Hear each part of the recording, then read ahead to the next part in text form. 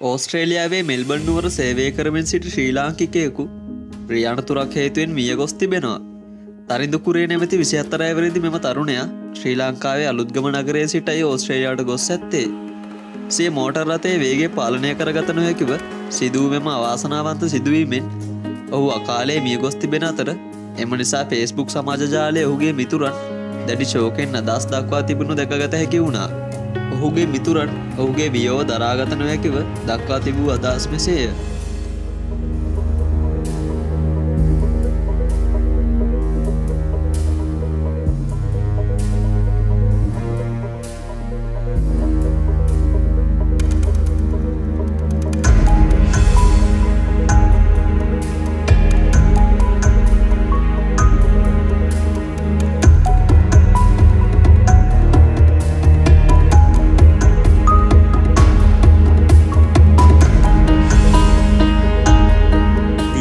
මෙවැනි වීඩියෝස් නැරඹීමට අපිව සබස්ක්‍රයිබ් කරන්නත් අමතක කරන්න එපා.